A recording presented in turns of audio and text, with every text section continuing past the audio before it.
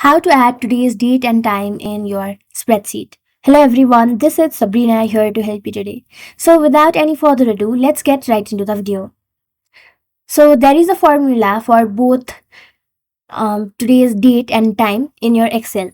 The process is just the same for Microsoft Excel or your Google Sheets. So the formula is first go to the cell where you want to insert today's date and then hit equal to and then type today. Now hit enter, and as you can see I've got my today's date right over here.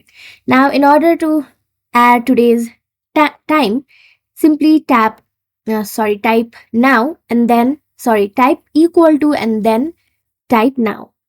Enter it, and here you can see I have today's time right over here.